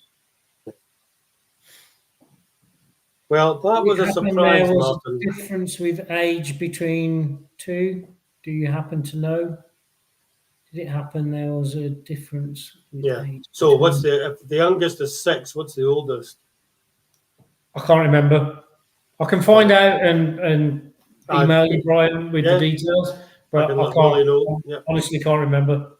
I was in the middle of a blending project this week where I was blending about 8,000 litres worth of spirit. So that's something we're doing, more and more. So it's hard to remember individuals sometimes. What you've done before. What we've done before. A lot of bottles stand out to me, and I remember them well, such as the Glasgow, I have vivid memories of that. But when it comes to the blending side of things, sometimes it's hard to remember, full AYSs of what went in. I can remember what whiskey went in, but I can't remember the AYSs. Yeah, no, that's okay. Understandable. Yeah, well, that was a surprise, I have to say. Well done. Absolutely. Thank you very much.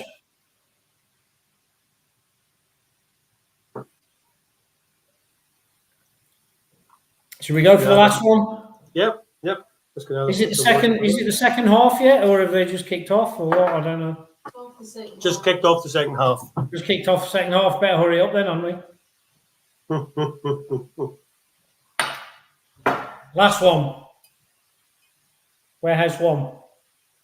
It's a 12-year-old. We've called this Islands. Islands aren't specifically a region, not a recognised region, but it's from the Isle of Tobermory Distillery, and this is Tobermory's peated version.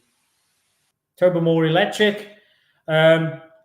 This came from a quarter cask. We spoke about quarter casks, which is basically a quarter of 500 litres, 125 litres, and this is one of 171 bottles. Bottled at cask strength, 53.5% ABV, and it's from an Oloroso quarter cask. Let's get into it.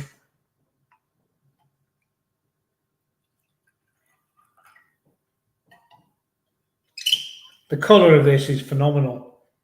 I know you shouldn't go on colour, but if you are buying with your eyes, you can just see that this is a sherry cask whiskey.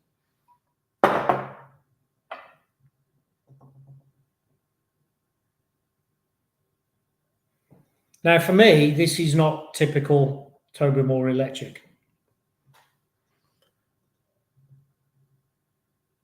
It's more subtle. Spilling whiskey here. It's more subtle. It's not that intense sort of burned rubbery note that you normally have, like a burnout, a wheel spin. That's what I normally get from Tobermory Electric, but I'm not getting that with this.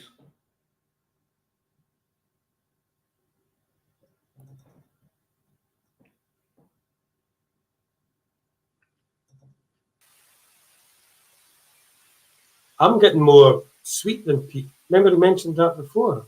Yeah. I mean, absolutely. There's no PX influence here. No.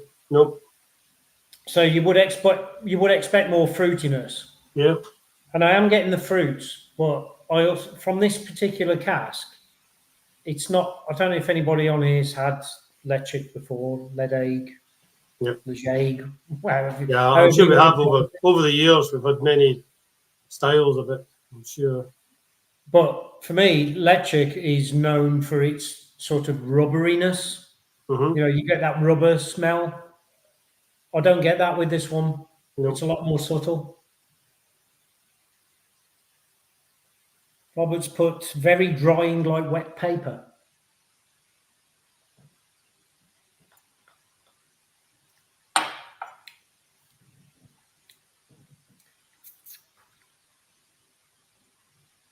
Gorgeous, dirty, smoky. Yeah, that's what I'm getting, dirty, smoky. There is an element of dryness. It's not overpowering, but that would be so. Oloroso is quite a dry sherry. Yeah, it's funny. There's more peatiness in the taste than on the nose. Yeah. I think it'd be the other way about, but yeah. But again, the peat isn't that chemical sort of peat. It's that earthy No. peat that I like. Yeah.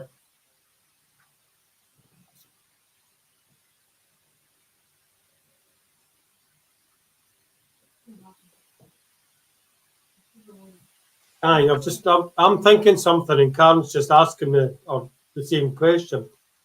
Where do they get the peat from? For Tobermory. So here's a question: mainland or Isla? I don't think it's an Isle of peat. No, that I would concur without knowing the answer.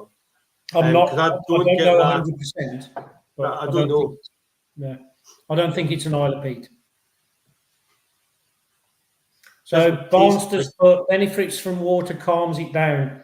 Do you mean it calms it down in an ABV way, or does it calm it down in a flavour way? Or? I don't find this particularly fiery, considering it. You know, we're looking at 53.5. Yeah. I was actually going to say earlier on that Buddy brought that up. That's almost drinking neat. Yeah. And that's going back to your exploration 50% by volume whiskies. But do you really need water to this? I wouldn't take water with this. No. I'll try it. I will. I always try it with water. Yeah. Just to see.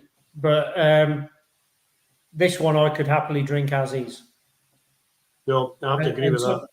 Somebody just put on there a bit of kipper, and yes, you do get that salty, fishy on the nose. And oyster sauce, he's saying, yeah. Mm-hmm.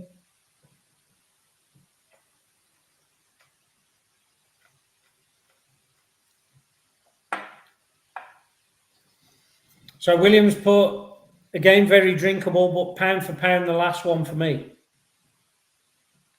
A blended malt is always going to be more affordable than a single malt. Yeah. Well, this one normally 159.95. I don't know why I just made it. Should have made it 160. But tonight it's 143.95. So there's quite a bit different. There's 16 quid off it tonight if anybody wants it. How many did he say was in 150 something? 171. 171. So there's not a lot of it going about. No, and that's the thing with single cask,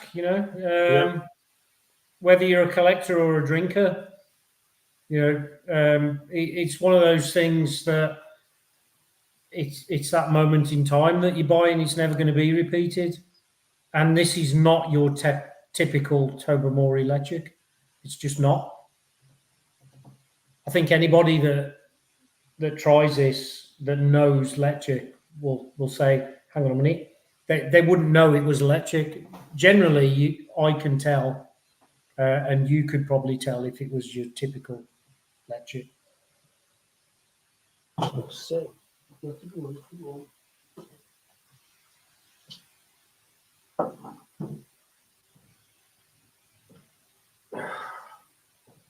But I think that's a superb dram to finish the night with. Yeah, well, I tell you what, I'm going to finish the night with. The 26. Oh, wow. That is I found it in the cupboard tonight, and I went, do you know what? What a way to finish a tasting off. Once I've done the raffle, I'm going to finish that bottle off. It'll be interesting if you nose that one in comparison to this Yep. one. That's what I'm going to do. Yep. And see the difference, because I'm 100% sure that there is a stark difference between the two.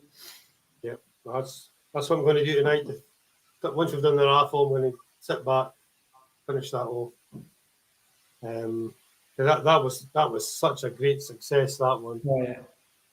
Absolutely fantastic.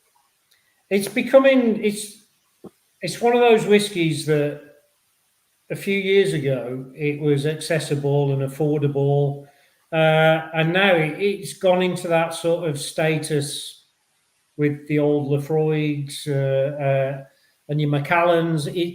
It's almost up there with them now, and the price in cask has rocketed. Hence, this is not a cheap bottle of whiskey. No.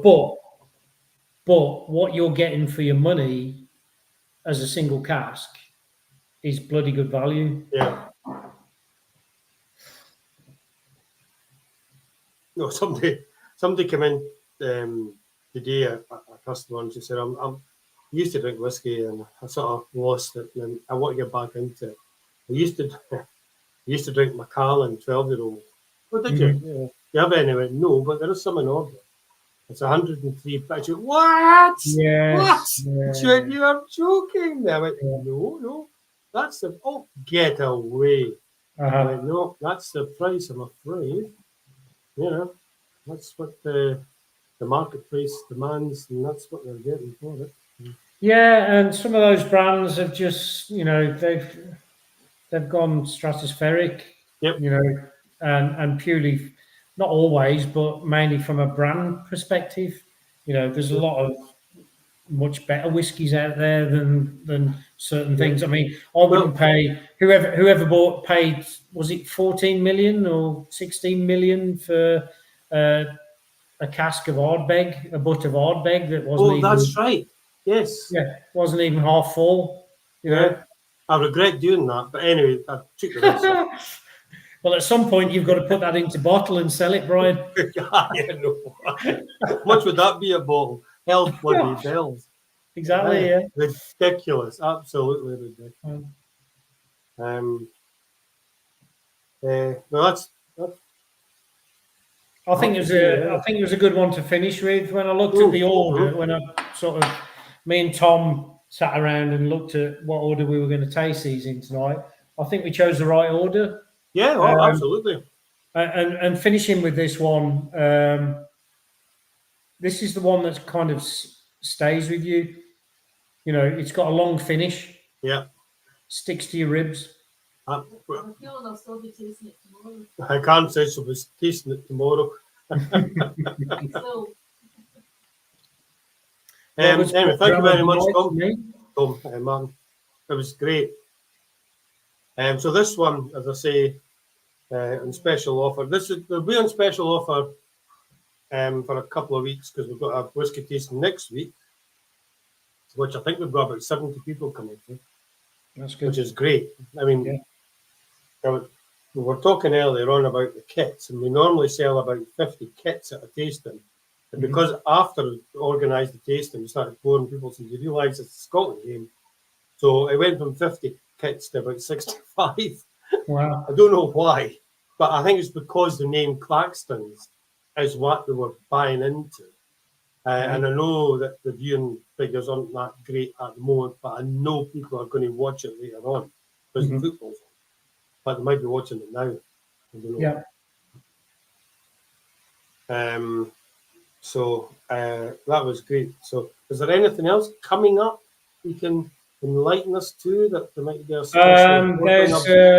there's a new release coming out soon. Right. So Okay. it's in bottle now. Just waiting to be labelled, basically. Once it's labelled, it'll go out into the world. Is it a warehouse number 1? Warehouse number 1 and exploration.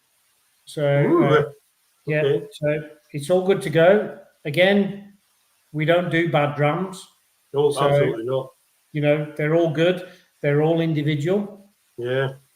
We have everything from the exploration series, all kinds of casks, all types of whiskey.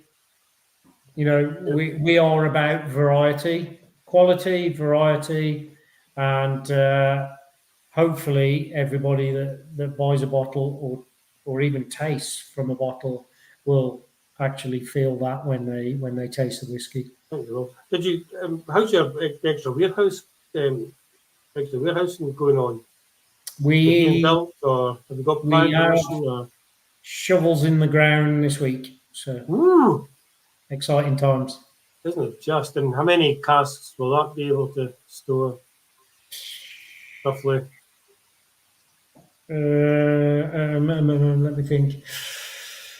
We're 10,000, maybe something like that. Pushed. Okay. It's a few lorries worth. Certainly is. It's a lot. It's a lot for me to look after. I was going to say, yeah. Well, if you ever need a hand, give us a shout. I'm only 7 miles away here. Yeah. But no, we Oh. are. You know, like I say, we are solely focused on providing a quality product. Top notch. And everywhere we go, we get good feedback. Okay, not everybody's gonna like everything that we do, but I believe in every release that we do, there'll be something that somebody likes. I would think so.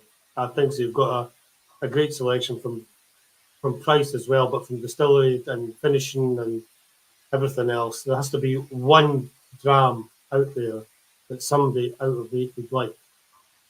I think so, and that's Or what we even like lower. to think. Yeah. And we wouldn't put anything to bottle that we weren't 100% happy with. No, no. Great. Yeah, those guys. Oh, has Gary, there's a question? He's a job. He's a job. That's a good one to finish on, Gary. Well done. Anyway, thank you very much, Martin, for your time on a Friday night. And we'll see the 2 other guys next week. So thank you once again. We're just going to do a wee raffle, and then I'm going to finish off for this bad boy. Excellent. Thank you very much. Cheers. Enjoy that, and hopefully people will appreciate some of the whiskies you've got in the shop there. Go in and see them. If not, buy one online, because the buy online, because what's happening is, that's a good point. The whiskies online are at the special price. They are not on special price at the shop. Okay. But they will be for the tasting next Friday. When people come in, they'll still be at the full retail price. Mm-hmm. But for people who are at the Railway Club, when they come in, we will manually discount the price for them. So if you're not a Whisky Club member, you will not get it at these prices. We will have to manually change the price next week, physically change the price for anybody that comes in. Sorry. But online, if you order, you can do it now, toot sweet, as we say. And it must be about 20 minutes before dark, because the lights have just been switched on. And that tells me night time's coming. Well, just like to thank you and thank everybody that was on here tonight. I don't know how many people we got. We had some great questions and yeah, we did. Participation. Well, to be honest, we didn't have as many as we normally do, but the questions, the comments never stopped. Mm-hmm.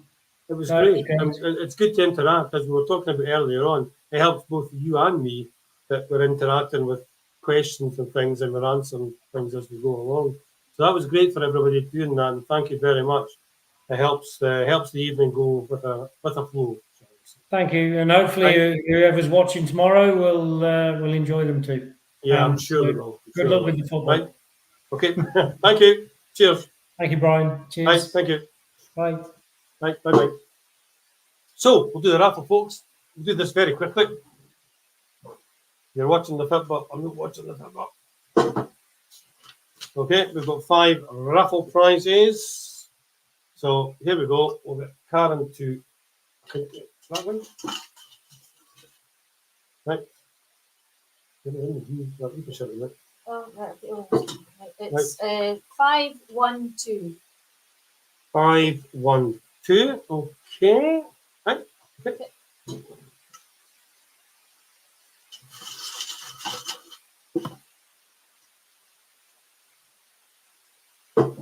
Five, 5, 2. Okay.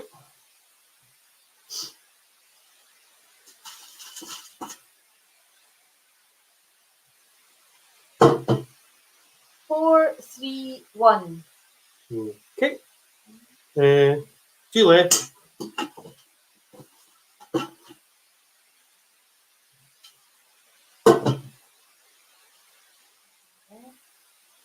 506. Okay. And last one.